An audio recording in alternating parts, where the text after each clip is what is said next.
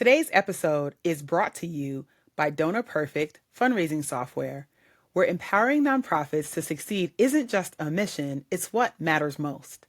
Donor Perfect is excited to introduce a resource that's as bold and inspiring as the women leading the change in nonprofit organizations, the Nonprofit Leadership Workbook for Women. This free ebook is designed to help you define your leadership vision, refine your goals, and unlock your potential, whether you're just starting your nonprofit career or looking to level up your impact. Packed with actionable insights, expert advice, and empowering exercises, it's your go-to guide for navigating challenges and amplifying your voice. It's time to step into the leader you're meant to be. Download the Nonprofit Leadership Workbook for Women for free at donorperfect.com/workbook and take your leadership to the next level.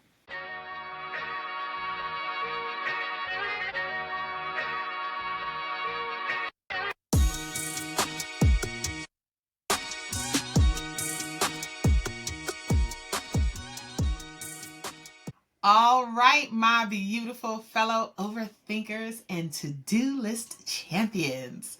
Welcome to today's episode. We have been breaking down our 5-star wellness plan. And today, we're going to talk about mental wellness and well-being because your brain deserves a vacation too. If this is the first time you are hearing my voice, I'm your host, Kishshana Palmer, CEO of Management, where we help everyday leaders just like you live well so that you can lead well. Okay, it's a thing. And for the next 25 minutes or so, we're going on a much needed mental wellness and well-being retreat. For your mind, of course. And I want you to think of me as your vacation guide, except there's no sunscreen required. Okay, yes, even I must use sunscreen. Now, listen. For women like me, for my friends listening to this, if you are under the sound of my voice, I have something I need to say. We are doing the most, friends. Overworked, overwhelmed, and over it. In real talk, some of us are out here running on coffee fumes and pretending like the I'm fine smile actually works. But guess what? It's not sustainable, friend. Honey, it's not sustainable. And it's time to put you first. So today we're going to talk a little bit about recognizing burnout, setting boundaries, and taking back control of your mind and of your peace. Y'all ready? So let's get into it. So first I want to talk about these mind games we play, okay? I want you to raise your hand if someone has asked you, how are you recently? And you faked your way through an Oscar-worthy, oh, I'm fine. Be honest. Because, listen, homie, you are not fine. I mean, you might be fine, as in, okay, you are fabulous, okay? But you're not actually fine. Why? Oh, that damn B word, burnout. Creeping up on us like a bad ex, sliding into our DMs when we least expect it.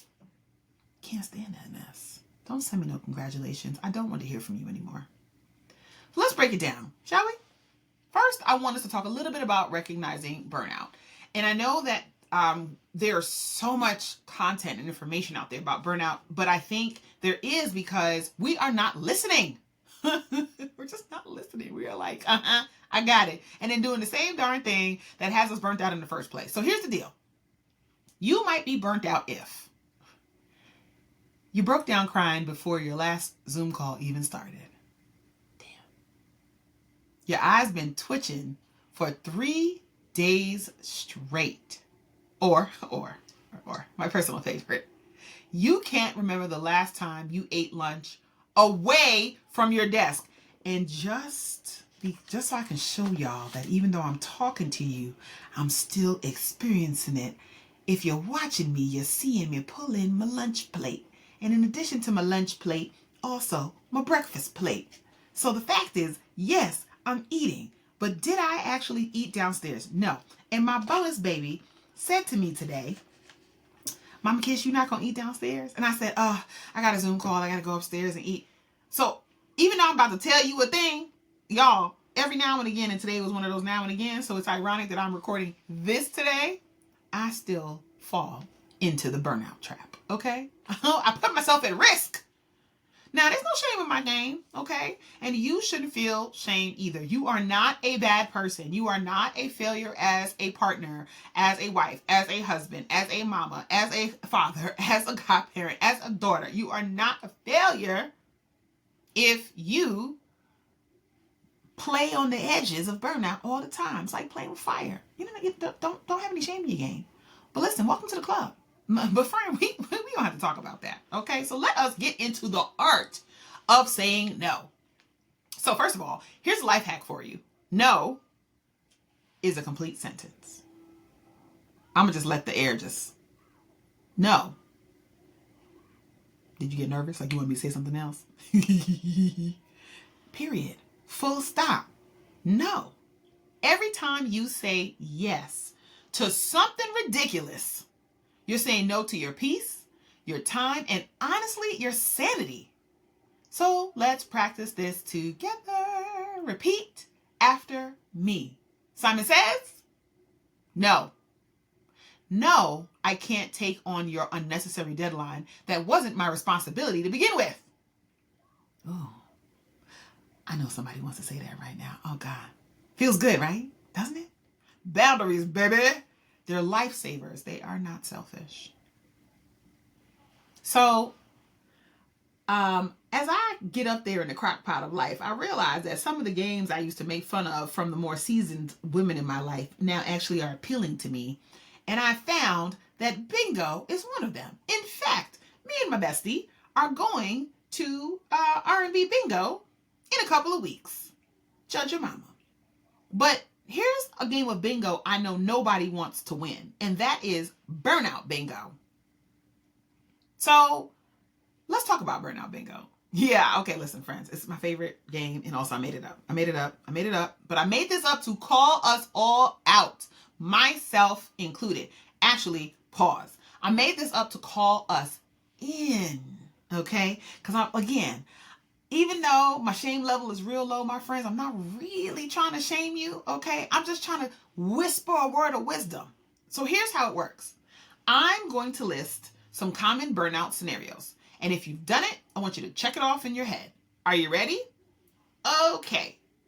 Thing 1, skipped lunch to finish a project. Thing 2, answered an email at 2 a.m. Thing 3, cried in your driveway before you went into the house. Thing 4, sat in your driveway. 1 song, then 2 songs, then 3 songs. Then it was 30 minutes later, and then somebody opened the garage and was like, you coming in? Because you're still sitting there. Uh-oh. 5, said, sure, to something even though your calendar is screaming, you better not schedule nothing else. Nothing. Sure.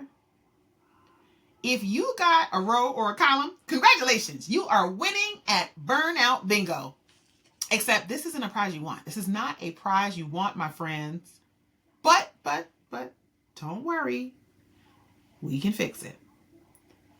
Some of the burnout solutions that actually work when we stop rolling our eyes. And the reason I say that, y'all, is because a lot of times we're looking for some magic pill that we've never seen before, a magic bean that Jack went up the stalk to get, that's going to fix all of our burnout woes. But the reality is, you gotta keep it simple, sister.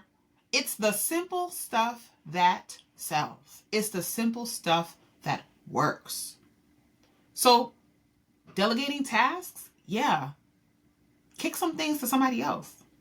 Taking mini breaks, that actually works. That's why going for that walk when you want to cut somebody out. The minute you pull out your keyboard and you about to be a keyboard killer, and if you ever go get, hear me tapping, y'all, you hear me? If you ever in life, and per my last email, the minute you start doing that, friends, it's time to take a break. And for the love of all things latte, eat your lunch. Can I say something to y'all? Somebody had to say it to me, so I'm going to say it to you, because there was this whole debate in one of the entrepreneur groups that I'm in around who goes to inbox zero or not. And actually, I think this is something that professionals talk about all the time. I don't give a damn about your inbox zero. What I care about is that you know that your inbox does not define your worth. Repeat after me, my friends. My mental health is more important than inbox zero. Mic drop. Your mental health is more important than cleaning out your inbox. We sit at our desks, bring our laptop down to the couch, bring our iPad on vacation, sit in the lounge before we get on the flight, sit in the car when we're waiting for the kids to finish soccer, dance, track, gymnastics, cheerleading, hockey, basketball, football, baseball. Okay? Only thing we don't see kids playing is pickleball. That's us. Okay? That's us. And we are constantly looking at our phones. It's like the times when I was in high school, when I was just waiting for that new boo that I just knew he liked me. He had said, I'm going to page you later. Yes, y'all, I dated myself. I had a pager. I did. My daddy made me give it back because he said I wasn't a drug dealer or a doctor. But either way, I definitely had my sidekick. So it was like waiting for the dude to call you. You just keep looking at the phone. So you're looking at the phone and you're looking at the phone. And you put the phone to your ear and you pick it up to make sure the dial tone works. That's how we look at our email. And my friends, it is messing us up because we don't turn off. We don't know how to turn off. And in fact, we start acting like we need a hit. When we put the phone down, we're looking for it. Have you ever forgotten your phone and had a full-blown panic attack? Because you were like, oh my God, my phone. Because of the emails or the social media alerts or the notifications or the fact that you pay for everything with your phone. Like, friends, we gotta let it go.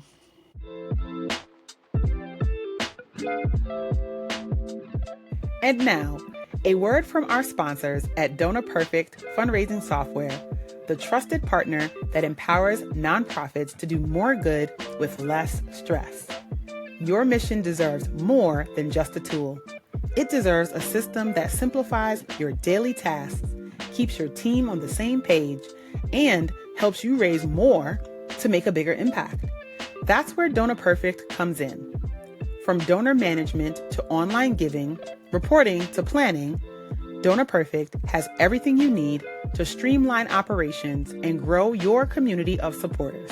Plus, their expert resources help you stay ahead of fundraising trends so you're always ready for what's next. Why wait? Head over to donorperfect.com/start and see how Donor Perfect can help you achieve more faster with confidence. Now, there's a lot of conversation about trauma, particularly from our side chair psychologists on the Tickety-Talks and the Grammar to Instas. And my friends, my question of curiosity, as I'm a learned individual, but I definitely do not have my PhD in psychology, but I'm curious, is it a trauma response or is it a panic attack because of this damn to-do list? Wait a minute. Whoop. Real talk. Sometimes busyness is just trauma playing dress up. Boop, boop. I said it. Pause it right now. Just press pause on the podcast and just take a deep breath because you might have just lost your edges. I said it. Sometimes busyness is just trauma playing dress up. And here's the thing. We've normalized being hyperproductive. But if we're being honest, for even just a second, sometimes we bury ourselves in our work so that we don't have to deal with what's really going on beneath the surface. So that to-do list, oh, that's your armor, my friend. That's your moat. That's your dragon. And you have wrapped yourself in the castle of work. You're too busy because if you put it down, then you're going to actually have to pick up the fact that you don't like your spouse. Whoop! Wait a minute. If you put it down, you're going to have to deal with the fact that you are eating away your feelings, that you are filling the hole in your heart with your sticky notes. If you put it down, you're going to have to deal with the fact that you really, really need to cuss out one of your parents. Or that friend that keeps canceling on every activity y'all do together, that you really want to send her a bill. Okay? For all the money you've wasted. You have feelings and thoughts that you are like, nope, not today. So essentially, your mental health is like a boiling teapot, but it has no escape valve. And so we are drowning ourselves in our work, or worse, we're doing these surface level things in order to keep thinking and digging deep at bay. And I know this because I've been there. And when I'm not careful, I get there again. It's like a song. It's like a siren song. It calls to me. Come here, girl. You know you want to do this work. Get up. Turn your laptop on and work on that document. You know they need it. Okay? And if you're listening to this thinking, shoot, damn, Kish, that's me. I just want you to know you're not alone. You're not alone. Take the time to figure out what the heck is really going on. Do you need therapy? Do you need a life coach? Do you need to talk to your faith-based person? Do you need to journal? Do you need to go do the ayahuascas? Whatever your method, baby, just start unpacking it. You deserve the peace that comes out on the other side. You deserve it. I was telling a friend the other day, you don't deserve to sit in this space of depression. You don't deserve to punish yourself by doing nothing. All right, listen, okay. I don't want to bring y'all down. I know y'all like, Kishshana, is this supposed to uplift me or is it supposed to send me straight to hell? No. I'm gonna lift you up and lift you up. Okay, so speaking of lifting you up and opening up, can we take a moment to applaud the celebrities out here who I have not excommunicated from my mental, who are normalizing mental health? A couple years ago, Lizzo stepped back for her piece, came back, snatched back. Pure queen behavior. Simone Biles chose mental health over the Olympics a couple of years ago, and people were like, "Oh, she's never gonna come back. Never would have met." No, she came back iconic. My personal fave, Viola Davis, normalizing therapy. She put her whole life in her book, and that book, baby, the level of respect that I had for her was already through the roof. That thing was in the stratosphere. Ooh, this is good. Y'all, if they can normalize putting their wellness first, then new bestie, so can you.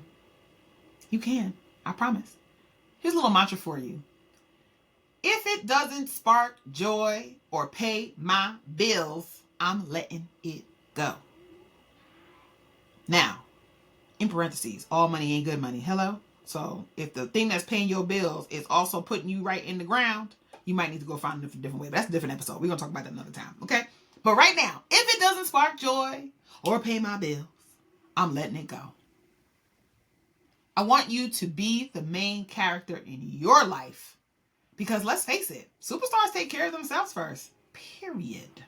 Okay? Now, don't freak out.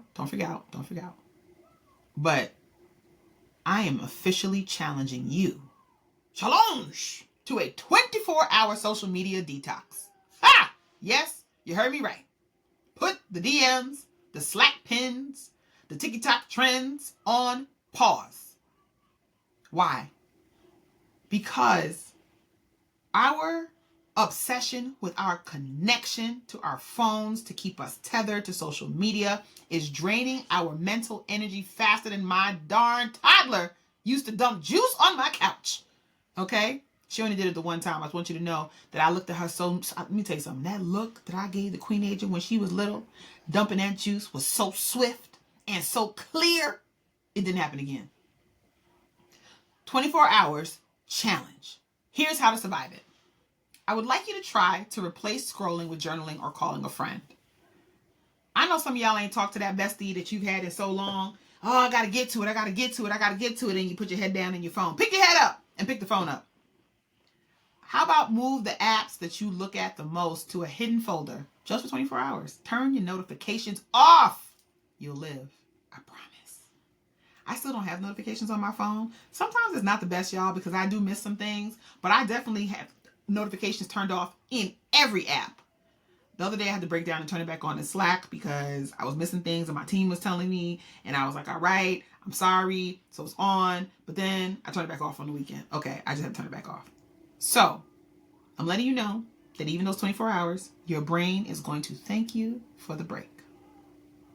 And I wonder if you'll start noticing small joys you've been too busy to see.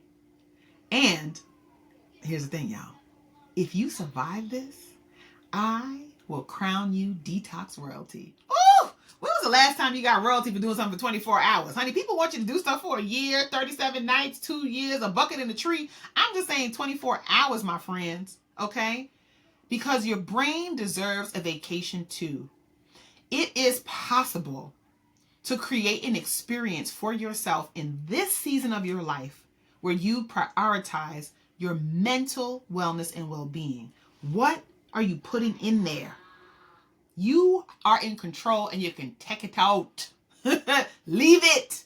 Turn it off. Y'all like my little, what's the name? Lilt comes out every now and again, especially when I'm like getting real hype. So my loves, we covered a lot today. Okay. I talked a little bit about burnout. I talked about our obsession with busyness and how we are masking, not handling our mess by being busy. And what I know for some of y'all is an so scary social media detox. I know y'all like, forget you, Kishshana. You probably press pause as soon as you heard me say it. That's okay. You'll come back. But here's the takeaway. Your mental wellness and your mental well-being, my friends, it is non-negotiable. And if you're not prioritizing you, then who will? Who will, boo? So, if you're feeling inspired, I want you to do 2 things. First, share this episode with a friend who needs a little reminder to slow their roll. And then the second thing, DM me about how that social media detox went down. I really want to hear from you. I want you to remember that progress is better than perfection. So, here's to flipping that burnout bingo board and giving your brain the vacation it deserves. All right, until next time, y'all, I want you to keep laughing, learning, and living your best unbothered life. You got this, superstar. I'll see you next time.